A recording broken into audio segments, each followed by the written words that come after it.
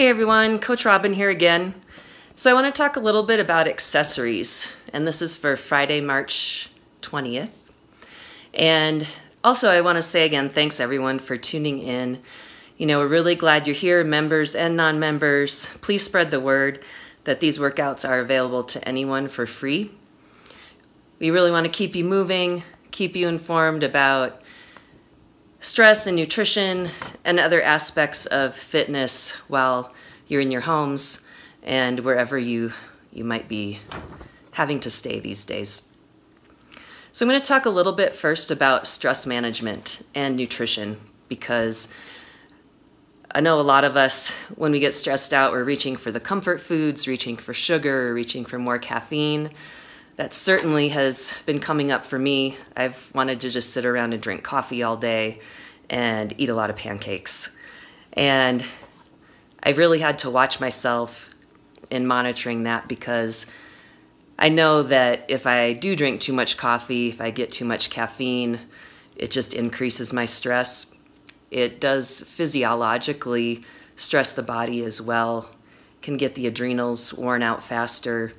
And with me, for caffeine, and this of course depends on your sensitivity to caffeine, can kind of amp up the nervous system, and certainly it would be nice to reduce that. One thing that I've been doing, or a couple things I've been doing, is to mix decaf and caffeinated coffee, because I do enjoy coffee and want to have it. So mixed in some decaf. So I did that today. I'm feeling a little less jittery, a little less googly-eyed, and finding it helpful. I still get to have a flavor and a less caffeine and enjoy that part of my morning. Other comfort foods, like I said, for me right now, it's all about the pancakes. Even though I found a pretty healthy pancake recipe that's pretty simple and uses honey as a sweetener, it's still pancakes. It's still processed flour, almond flour and such. So what I've been doing with that is just moderating what I'm doing. So I eat my pancakes, and I also still eat my vegetables. I've got cauliflower, asparagus, sweet potatoes, those types of, and sweet potatoes can be a type of comfort food, and putting those on my plate as well, so that I am getting nutrient-dense foods and taking really good care of myself, and it does feel good to eat that way. I also think about eating to nourish. You know, it's really important right now to nourish our bodies so that we have energy, so that we can rest well at night. If we're too amped up on caffeine, even if we're only drinking it in the morning, it can still affect nighttime sleep. So be watching those things for yourself. And drink water. I know for me, being in the house, I do have, you know, mugs of water sitting around and bottles of water, but I still sometimes forget to drink it. So keep the water flowing, stay hydrated. It's kind of one of those times, I know for me, staying at home as much as I am, that I can forget to drink water, simple things like that. So do things to remind yourself. Have water in a glass that you use often.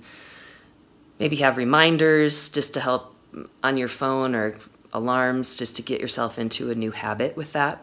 I know for a lot of people, habits and schedules are turned pretty upside down or just completely changed. So trying to build some new patterns into our lives.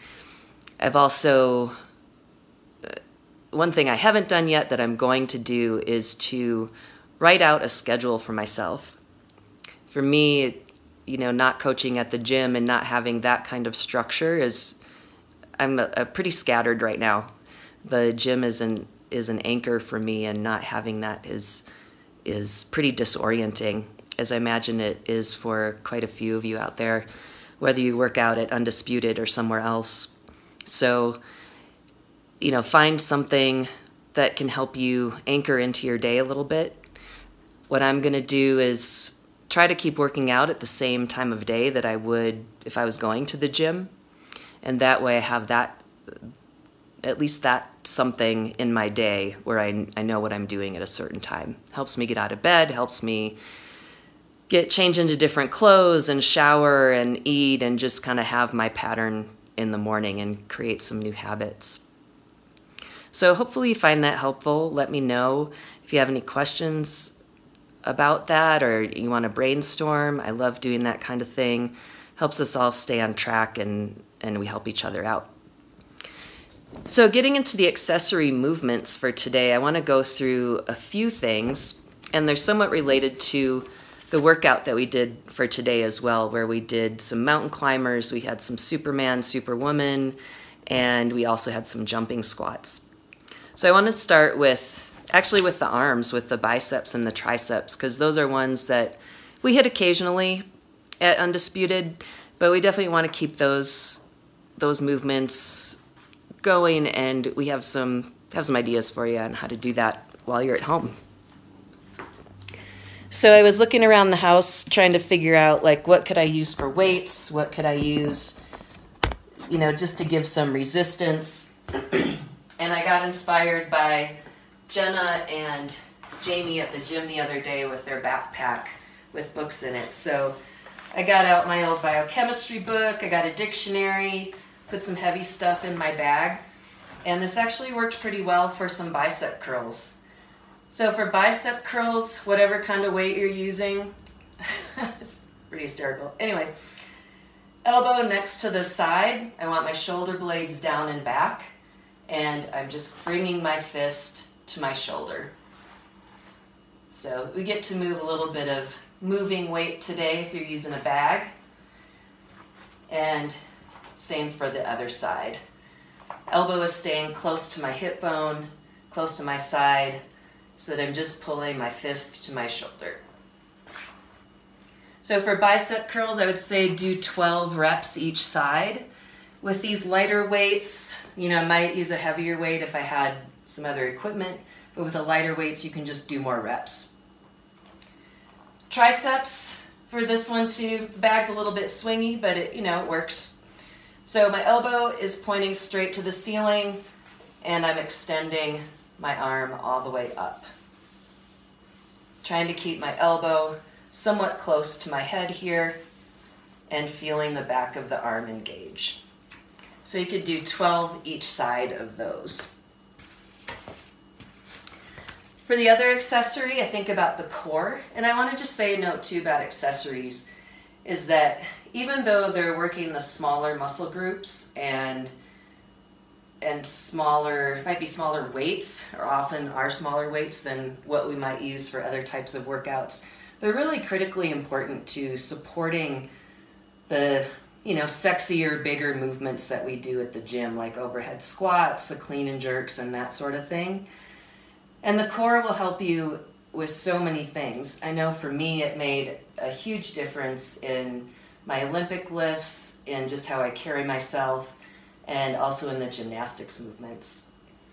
So the one I'll show you today is a lot like doing the plank. It's related to the mountain climbers. So again, it's about engaging the core so that we can have a lot more stability here. So this is a variation on the low bear. So I'm going to start in the tabletop position. I'm going to bring my knees slightly up off the floor, and I'm going to start using my opposite arm, opposite leg, and just take a small step forward. And I'm really squeezing here, kind of taking the belly button to the spine, holding it stable, and taking really slow steps. And I'm going to go 3 steps forward and 3 steps back. So this should feel burn. You should feel all 360 degrees of the abdomen engaged.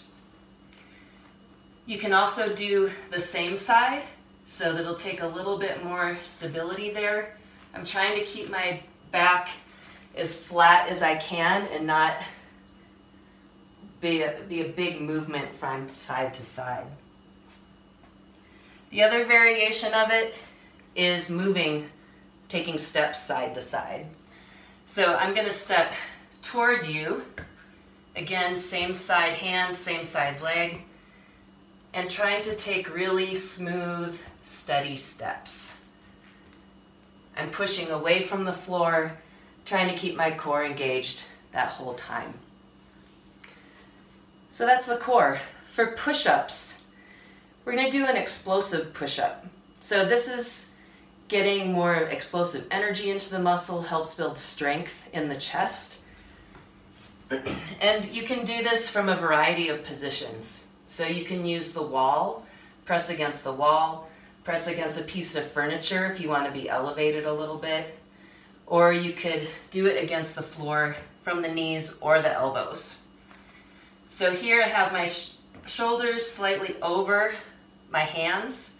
I'm going to press down and push up so that I can get some air between my hands and the floor. If you can manage to do a push-up and clap in between, that's another variation that would give you some more intensity. So recommendations I have for these today are doing 4 sets. We've got the biceps, triceps, 12 on each arm of each of those movements. For the bear crawl, doing 3 steps, or 4, why don't you do 4 steps forward, 4 steps back, so that's even on each side. And then 3 steps to the right, 3 steps to the left, staying engaged in the core. And then the explosive push-ups, you could do 7 to 10 reps on these. Whatever feels good for you, as long as you're maintaining good form, go for the higher number of repetitions. And those are your accessories for today. Again, 4 rounds. Thanks for tuning in and keep watching for more videos. We're glad you're here. Hey everybody, Coach Robin here. I figure since you're working out in your living room, I will coach you from my living room.